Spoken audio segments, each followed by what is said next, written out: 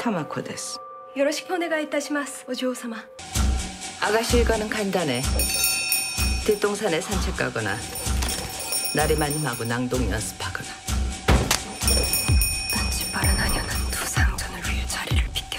Salut, c'est Sienna. Salut, c'est Thunder Geek. On vient de voir le film Mademoiselle de Park Chan-wook et on va vous dire ce qu'on en a pensé en 5 points.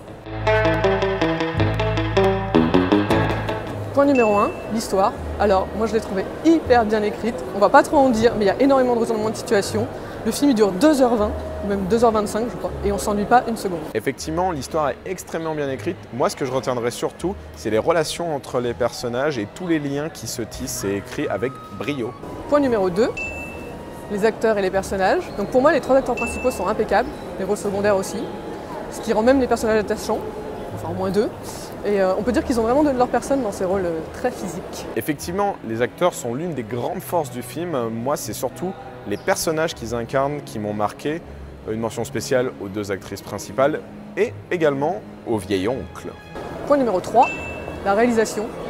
Pour moi, c'est un film très beau, esthétiquement parlant, que ce soit visuel et sonore. Chaque plan, chaque bruitage a son importance, il n'y a rien à acheter. Au demeurant de l'esthétisme du film, ce qui moi m'a énormément marqué, c'est le cadrage de Park Chan-wook. À l'instar de tous ses autres films, c'est une caméra millimétrée, précise, nette, sans bavure. Bref, un vrai régal pour les yeux.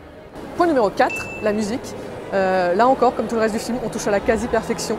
Il a repris son compositeur habituel qui nous livre une nouvelle fois une BO magnifique et la musique est quasiment un autre personnage du film. 4e point et 4e avis positif en commun avec Sienna, encore une fois. Effectivement, la musique est l'une des grandes réussites du film. Moi, j'ai particulièrement apprécié le fait qu'il mélange des adagios occidentaux avec des musiques bien plus asiatiques en utilisant par exemple du biwa japonais. Point numéro 5, les scènes un peu hautes. Bien que j'ai dit qu'on s'ennuyait pas, c'est vrai que je trouve ces scènes un petit peu longues peut-être, même si elles sont superbes esthétiquement et qu'elles ne sont pas gratuites et qu'elles servent vraiment l'intrigue. Alors on arrive sur le seul point où Sienna et moi on diverge. Moi les scènes hautes, j'ai trouvé pas longues du tout, j'ai trouvé très agréables. C'est d'autres passages du film à la limite que j'ai trouvé un tout petit peu longuets, mais c'est vraiment du pinaillage. Donc en conclusion, un excellent thriller érotique signé du David Fincher coréen, enfin selon moi. Mais pour les petites longueurs dont j'ai parlé, je vais enlever un demi-point à la perfection et je vais lui mettre un bon 9,5.